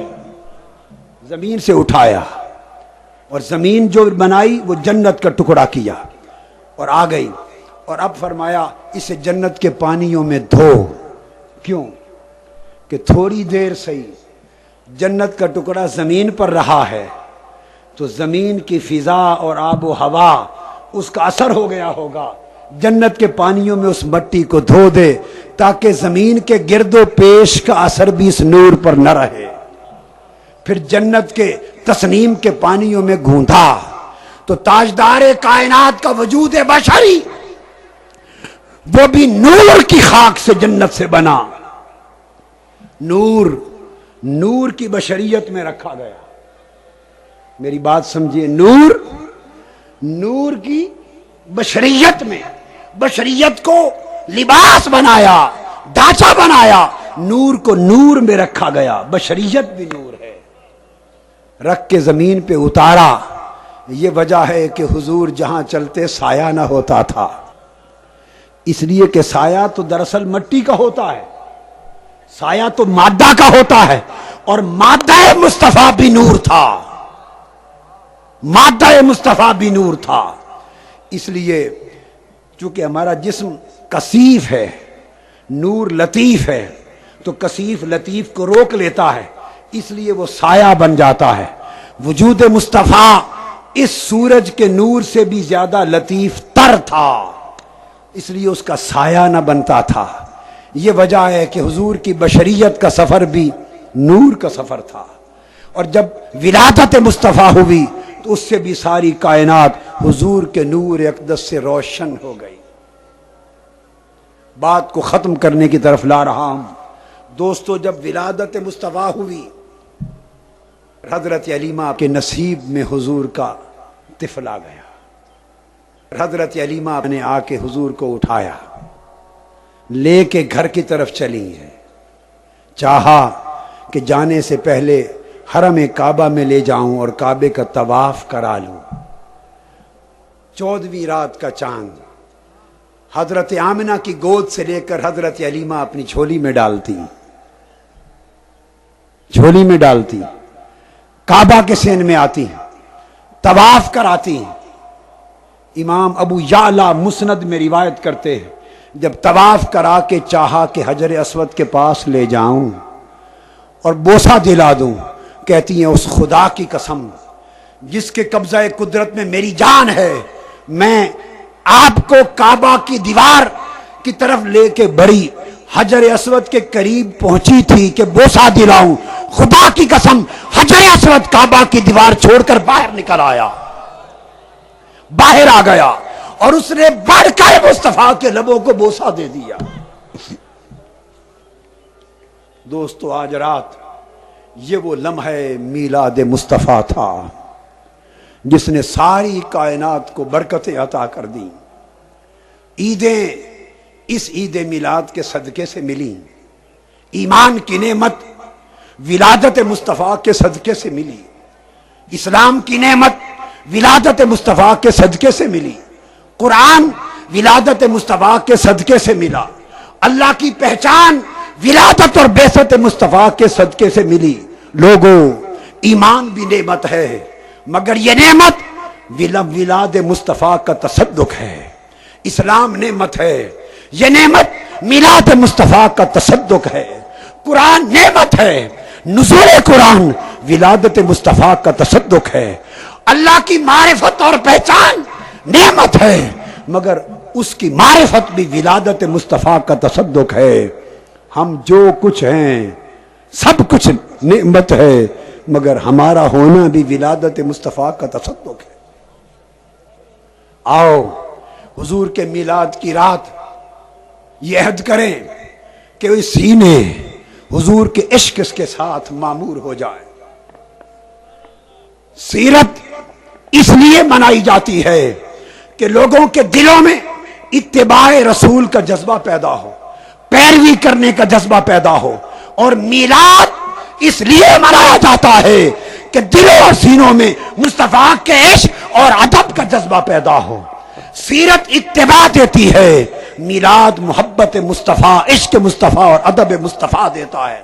لوگوں، اتباع میں کمی رہ گئی، عمل میں کمی رہ گئی تو بندہ خارج از ایمان نہیں ہوتا. اگر کوئی چور ہوا، چور ہوگا، فاسق ہوگا پر کافر نہ ہوگا، ڈاکو فاسق ہوگا پر کافر نہ ہوگا، زانی شرابی فاسق ہوگا، جہنم جائے گا مگر کافر نہ ہوگا، قاتل فاسق و فاجر ہوگا، دوزخ میں جائے گا مگر کافر نہ ہوگا. لوگوں، اتباع میں کمی رہ گئی، عمل خراب ہو گئے، فسق و فجور ہو گیا تو یاد رکھ لو بندہ دوزخ تک جا سکتا ہے، مگر اللہ پاک اسے اسلام سے خارج قرار نہیں دیتا. ایک طرف عمل صالح ہے، سیرت مصطفیٰ کی اتباع اگر چھوٹ جائے، کچھ بھی نہ بچے، صرف کلمہ بچ جائے، عمل کا کچھ نہ بچے، عمل کا کچھ نہ بچے، صرف کلمہ بچ جائے، بندہ اسلام سے خارج نہیں ہوتا. اور اس کے برعکس ادھر مصطفیٰ کی محبت و ادب وہ نکل جائے تو بندہ اسلام سے خارج ہوتا ہے. عمل میں سے کچھ پلے نہ ہو، دوزخ کی مدت گزار کے بالآخر جنت جائے گا. عمل صالح میں سے کچھ پلے نہ ہو، دوزخ کی سزا کاٹ کر بالآخر جنت جائے گا. اور خدا کی قسم اگر محبت اور ادب مصطفیٰ نکل گیا دوزخ میں رہے گا، کبھی جنت نہ جائے گا. اس لیے اگر ایمان کو مضبوط اور مستحکم کرنا چاہتے ہو تو اپنے اندر آقا دو جہاں کی محبت اور آقا دو جہاں کے ادب کے چراغ کو روشن کر لو. جوانوں، بیٹوں، بیٹیوں، ماں، بہنوں، بھائیوں، بزرگوں، پیغام دے رہا ہوں. قائر قیامت کا دن، قیامت کا دن حضور سے محبت کرنے والے، حضور کے عشق میں مگن رہنے والے، حضور کے ادب میں رہنے والے، قیامت کے دن ان کے چہروں پیشانیوں پر نور ہوگا، حضور کی قربت میں ہوں گے. صحابہ کرام کی عظمت کا راز یہ تھا، ان کے عمل عشق اور ادب مصطفیٰ کے تابع ہوتے تھے. جس کا نام محمد رکھ دیتے، بندہ جیسا بھی ہوتا، صحابہ فقط نام محبت کی وجہ سے اس شخص کی تعظیم کرتے. حضور نے فرمایا اپنے بیٹے کا نام محمد رکھو. اگر تمہارے بیٹے کا نام محمد رکھو تو وہ آئے تو اس کے لیے جگہ چھوڑ دیا کرو، عزت سے بٹھایا کرو. ارے عمل اس کا جیسا بھی ہو، نام محمد ہو تو اس کی عزت ہے، نام محمد ہو تو اس کی عزت ہے.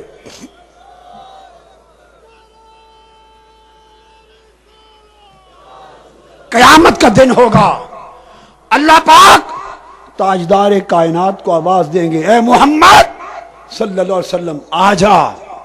حضور کو بلایا جائے گا. لفظ محمد کا نام سن کر وہ لوگ جن کے نام محمد ہوگے، حدیث میں آتا ہے، مغالطے سے دوڑ کے آ جائیں گے. وہ سمجھیں گے ہر شخص محمد نام والا سمجھے گا شاید حساب و کتاب کے لیے مجھے پکارا گیا ہے. سارے آ جائیں گے. فرشتے کہیں گے تمہیں نہیں بلایا گیا، محمد مصطفیٰ کو بلایا تھا، واپس چلے جاؤ. اللہ پاک فرمائے گا فرشتوں یہ آ گئے، انہیں واپس نہ بھیجو. ان کا نام کام جیسا بھی تھا، نام تو محمد تھا. ان کے کام جیسے بھی تھے، نام محمد تھے. میرے محبوب محمد کے نام پر نام تھا. آج انہیں واپس نہ بھیجو، آگے لے جاؤ. نام کی تعظیم ہے. حدیث پاک میں آتا ہے قیامت کے دن نہ نمازیں ہو رہی ہوں گی، قیامت کے دن نہ جماعت ہوگی نہ نماز ہوگی. حکم ہوگا حضرت بلال کو آذان کہو. قیامت کے دن حضرت بلال آذان کہیں گے. کیوں؟ محدثین فرماتے ہیں صرف اس لیے رب چاہے گا کہ سنوں اور ہر ایک کو سناؤں اشہد ان محمد رسول اللہ، تاکہ اعلان کیا جائے قیامت کے دن نام محمد کا. لوگو محمد نام کے ساتھ جڑ جاؤ، محمد نام کے ساتھ جڑ جاؤ. محمد کی ذات سے عشق کرو، محمد کی ذات کا ادب کرو، محمد کی ذات میں فنا ہو جاؤ، محمد کی نسبت میں گم ہو جاؤ. تم نے دیکھا نہیں عمل مولا علی المرتضی کا کہ نماز عصر نہیں پڑھی، حضور نے ان کی گود میں سر رکھ کے آرام فرما لیا. نہیں پوچھا کہ علی نماز پڑھی تھی. اگر پوچھ لیتے تو کہتے یا رسول اللہ نہیں پڑھی. نہ خود بتایا کہ آقا بھی عصر کی نماز میری رہتی ہے. اگر بتا دیتے تو حضور فرماتے پڑھ لے. اس لیے نہیں بتایا، لالچ تھا کہ اگر حضور کو پتہ چل گیا عصر کی نماز نہیں پڑھی تو حکم دیں گے پڑھ لے. کہیں ایسا نہ ہو کہ میں نماز عصر پڑھنے لگوں وہ کسی اور کی گود کا انتخاب کر لے، کسی اور کی گود کا انتخاب کر لے. ادھر نماز تھی. میں نچوڑ بتا رہا ہوں میلاد کی محفل کا نچوڑ. ادھر نماز تھی علی المرتضی کے سامنے، ادھر چہرہ مصطفیٰ تھا. یا نماز پڑھ لیتے یا گود میں چہرہ مصطفیٰ رکھ لیتے. ایمان بتا رہا ہوں کیا ہے. ایمان یہ ہے کہ علی ہو، علی المرتضی ہو، ادھر نماز ہو، ادھر مصطفیٰ کا چہرہ اور سر گود میں رکھنے کا موقع ہو. ایمان نماز کی طرف نہیں جاتا، رخ مصطفیٰ کی طرف جاتا ہے. علی کا ایمان جب نماز اور مصطفیٰ کا چہرہ آمنے سامنے آ جائیں تو ایمان ادھر نہیں جاتا، رخ مصطفیٰ کی طرف جاتا ہے. لیٹ گئے، علی نے نماز قربان کر دی، مصطفیٰ سو گئے، مغرب ہو گئی، سورج غروب ہو گیا. جب سورج ڈوبا تو اس کے بعد جب وقت تھا تو نہیں پوچھا، جب وقت چلا گیا غروب کے بعد اب مغرب کا وقت تھا، مغرب کا وقت مغرب کا تھا تو پوچھا عصر کی نماز پڑھ لی تھی؟ عرض کی آقا نہیں پڑھی. فرمایا اب قضا پڑھ لے. علی المرتضیٰ نے چہرہ مصطفیٰ کو دیکھا کہ آقا نماز قربان آپ کے آرام پر ہو اور قضا پڑھوں. آقا سمجھ گئے منشا علی، اٹھے، عرض کیا اللہم ان علی کان فی طاعتک و طاعت رسولک. اے اللہ، علی تیری اور تیرے نبی کی اطاعت میں تھا. رسول کی اطاعت تو تھی کہ آرام مصطفیٰ میں نماز چھوڑ دی تھی. اللہ کی اطاعت کیسی؟ نماز قضا ہو گئی ہے، نماز قضا کر بیٹھے تو اطاعت خدا کیا ہوئی؟ عرض کیا تیرے اور تیرے نبی کی اطاعت میں تھا. اور اس کے بعد حدیث میں آتا ہے، اور امام ابن حجر مکی نے الصواعق المورقہ میں اس حدیث کی پوری تحقیق اور توثیق کی. فرمایا کہ آقا نے سورج کی طرف ہاتھ کیا، ایسے ہاتھ کیا، صحابہ کہتے ہیں خدا کی قسم ڈوبا ہوا سورج اس طرح پلٹ کر واپس آ رہا تھا جس طرح ڈوریوں سے بات کر کوئی کھینچ کے لا رہا ہو. اور ہم نے اندھیرے کے بعد ٹیلوں کی چوٹیوں پر پھر عصر کے وقت سورج کی روشنی دیکھی. یہ تو ایک منظر ہے کہ علی نے نماز مصطفیٰ کی محبت اور آرام کی خاطر، آرام کی خاطر لفظ بول رہا ہوں کیا، آرام پر نماز قربان کر دی. ایک طرف عمل علی مرتضیٰ ہے. اب ایک دوسرا لطیف نکتہ بتا دوں. حدیث پاک میں آتا ہے کہ سورج جب غروب ہوتا ہے تو اللہ کے حضور سجدے میں چلا جاتا ہے. علی نے تو نماز چھوڑ دی تھی آرام مصطفیٰ پر، اور جب سورج غروب ہوتا ہے حدیث میں ہے اللہ کے حضور سجدہ کرتا ہے. بولو جب اس دن کا سورج غروب ہو گیا اور حضور نے کھینچا تو سورج کس مقام پر تھا؟ بولو، اللہ کے حضور سجدے میں تھا، اللہ کے حضور سجدے میں تھا. ادھر علی ہے آرام مصطفیٰ پہ سجدہ چھوڑے بیٹھا ہے، ادھر سورج ہے خدا کے حضور سجدے میں ہے. حضور کا ہاتھ اٹھا سورج کھینچنے کے لیے، سورج تڑپ گیا. اللہ تعالیٰ سے پوچھتا ہوگا، پوچھا ہوگا، پوچھتا ہے مولا اب بتا میرے لیے کیا حکم ہے؟ ادھر تیرا سجدہ ہے، ادھر مصطفیٰ نے بلایا ہے، کیا حکم ہے؟ رب نے کہا سورج تو نے علی کو نہیں دیکھا؟ مجھ سے کیا پوچھتا ہے؟ ارے سورج تو نے علی کو نہیں دیکھا؟ علی نے میرے مصطفیٰ کے ادب نے نماز چھوڑ دی. سجدہ ہر شام ہوتا رہے گا، کیا مصطفیٰ کے بلاوے پر لبیک؟ نعرہ تکبیر، نعرہ رسالت، نعرہ رسالت. مرحبا مرحبا مرحبا مرحبا. لوگو، ایمان کی حقیقت عشق مصطفیٰ اور ادب مصطفیٰ ہے، اور یہ حقیقت یہ میلاد کا پیغام ہے. میلاد لوگوں سنو، میں تحقیق اور ذمہ داری سے بتا رہا ہوں، اس لیے منایا جاتا ہے کہ دلوں میں مصطفیٰ کا عشق اور ادب پیدا ہو، عظمت اور تکریم پیدا ہو. اگر عظمت نہیں تو کوئی عمل قبول نہ ہوگا، کوئی عمل قبول نہ ہوگا. سن لو میری بات، ایمان کی قبولیت کی شرط عمل نہیں ہے. ایمان کی قبولیت کی شرط عمل نہیں ہے. ایمان عمل سے پہلے بلا شرط قبول ہو جاتا ہے. ایمان عمل سے پہلے بلا شرط قبول ہو جاتا ہے، مگر عمل کی قبولیت کی شرط ایمان ہے. عمل نہ ہو ایمان تب بھی قبول، اور اگر ایمان نہ ہو تو عمل نامقبول. تو پتہ چلا کہ عمل ایمان کی شرط سے قبول ہوگا.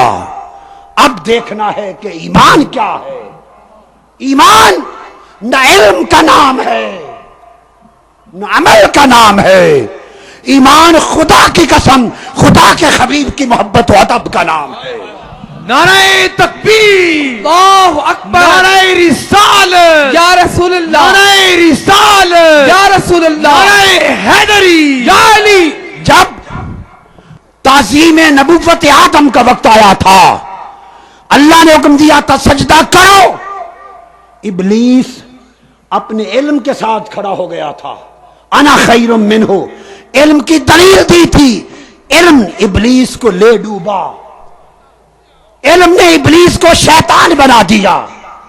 علم ابلیس کا ایمان بچا. بولیے ابلیس کا ایمان بچا. بھائی بولو. نہیں سکا. وہ جو علم کے ساتھ تھا برباد ہو گیا. ادھر پھر اللہ نے فرشتوں سے پوچھا تم بتاؤ. انہوں نے علم کے چراغ کو بجھا دیا، ہاتھ جوڑ کے کھڑے ہو گئے، کہنے لگے لا علم لنا، مولا ہمیں کوئی علم نہیں ہے، ہمیں کوئی علم نہیں ہے. ابلیس علم پر کھڑا ہوا، برباد ہو گیا. شیطانوں نے فرشتوں نے علم چھوڑ دیا، ادب اپنا لیا. علم چھوڑ دیا، ادب اپنا دیا. فرشتوں کو ادب نے مقرب بنا دیا، شیطان کو علم نے مردود بنا دیا. لوگوں ایمان علم سے نہیں آتا، ایمان ادب سے، محبت سے، جھک جانے سے آتا ہے. پوچھو امام بخاری سے. مینا کا میدان ہے، حجت الوداع کے بعد عرفات سے مصطفیٰ مینا پہنچے، خطبہ دے رہے ہیں. دوران خطبہ صحیح بخاری میں خطبہ مینا کے الفاظ. دوران خطبہ آقا علیہ السلام ایک وقت آیا اور آپ فرمانے لگے، صحابہ کرام کے 1.25 لاکھ لوگوں کا اجتماع ہے. فرمانے لگے صحابہ سے ایو یوم ھذا، بولو آج کون سا دن ہے. کس کو معلوم نہیں کہ یوم نحر ہے. قربانی دے رہے تھے، جانور ذبح کر رہے تھے، مینا میں کھڑے تھے. سب کو پتا تھا مینا میں قربانی کا دن ہے، مگر ہاتھ جوڑ دیے صحابہ نے. 1.25 لاکھ صحابہ کہنے لگے حضور معلوم نہیں، آپ ہی جانے، اللہ و رسول عالم.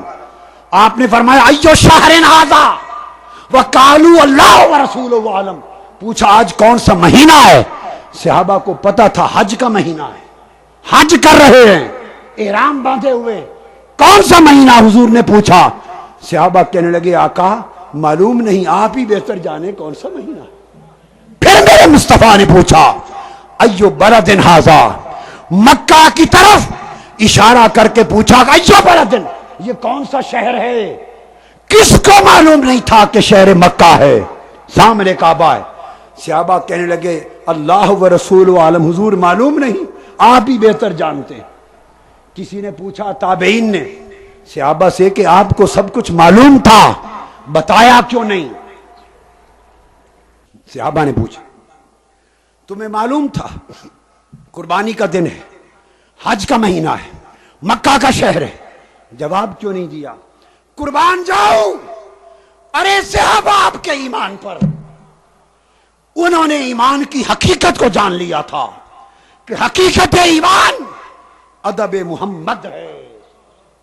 انہوں نے پوچھا کیوں نہیں جواب دیا.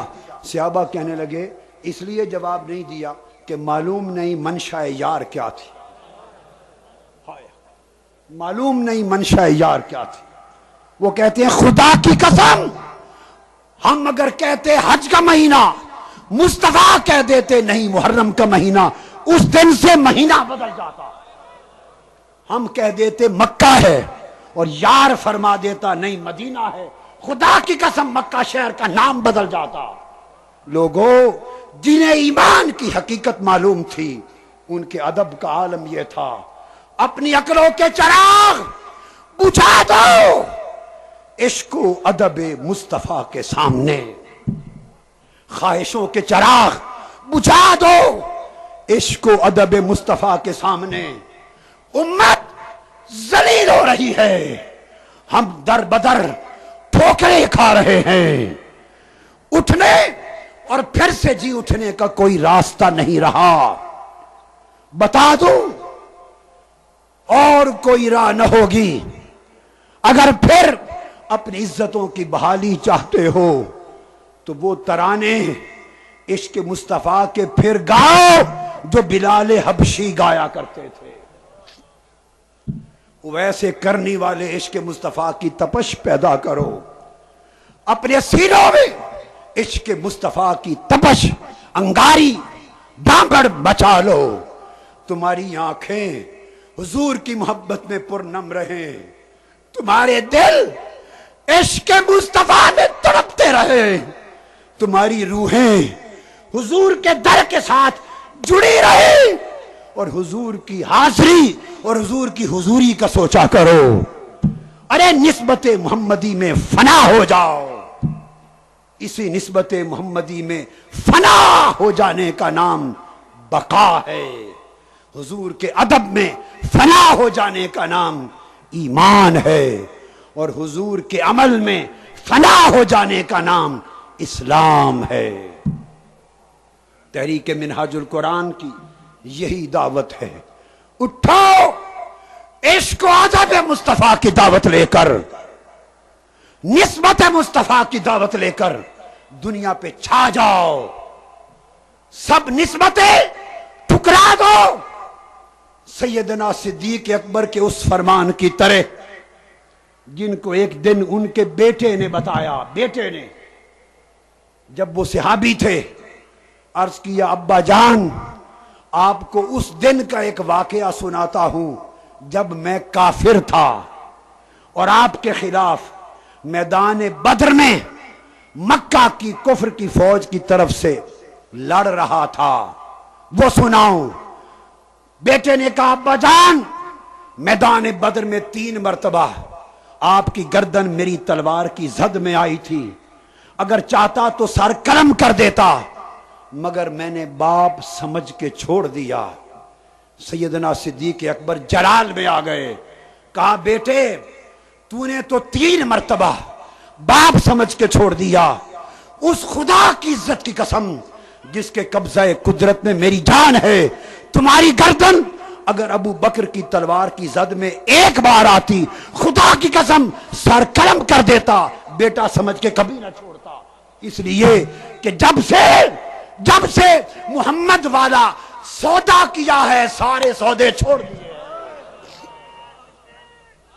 جب سے بازار محمد میں بکے ہیں سارے سودے بھول گئے ہیں، جب سے نسبت محمدی کے غلام ہوئے ہیں سب نسبتیں چھوڑ دی ہیں، اور جب سے حضور سے وفاداری کا اعلان کر دیا ہے سارے رشتے توڑ دیے ہیں۔ آؤ اٹھو رشتہ مصطفیٰ کو ہر رشتے پر غالب کر لو، نسبت مصطفیٰ کو ہر نسبت پر غالب کر لو، غلامی مصطفیٰ کو اپنا لو اور ساری غلامیوں کے بتوں کو ٹھوکر مار کر توڑ دو۔ میں ختم کر رہا ہوں اس اعلان پر کہ یہ تحریک امت مسلمہ میں انشاءاللہ اسلام کا احیاء کر کے رہے گی، دین کی تجدید کر کے رہے گی۔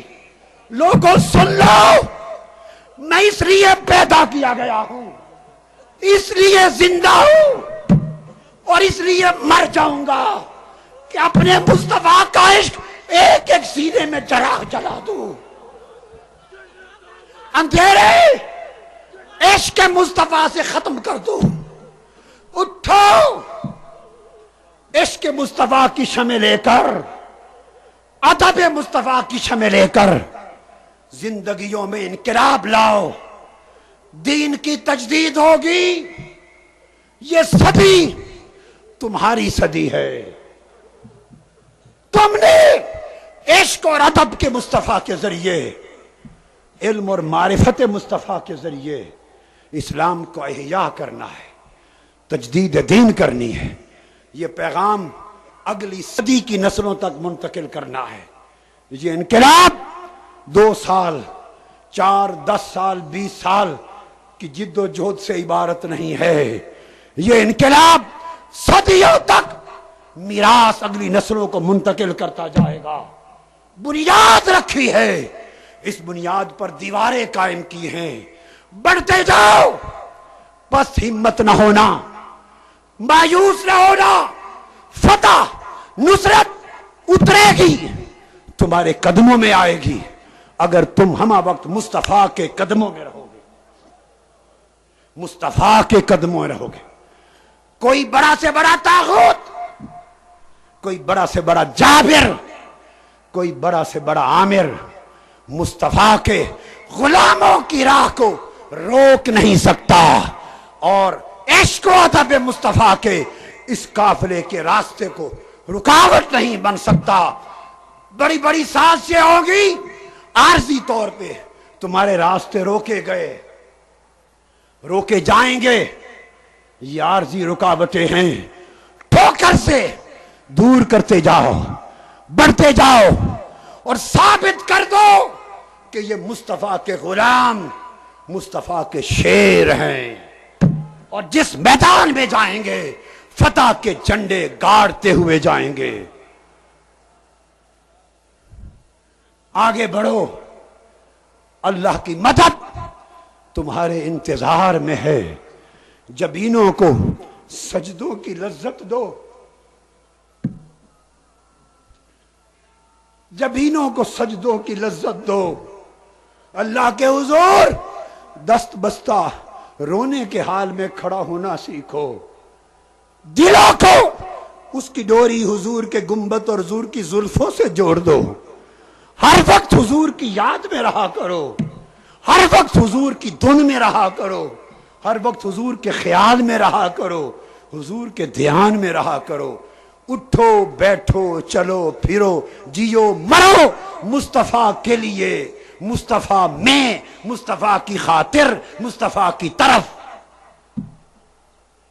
اللہ تبارک و تعالی میلاد کے اس پیغام کو آپ کے دل و دماغ میں راسخ کر دے، راسخ کر دے، اور بڑے سے بڑے مارکوں کے لیے قربانیاں دینا سیکھو، وقت کی قربانی، مال کی قربانی، جان کی قربانی، تجارت و کاروبار کی قربانی، رشتوں کی قربانی، سب کچھ قربان کر دو۔ کس کے لیے؟ جسے مصطفیٰ کہتے ہیں اور جو مصطفیٰ کا پیغام ہے، حضور کو منانے کے لیے۔ اللہ پاک اس میلاد کی رات اور میلاد کی صبح قبول کرے۔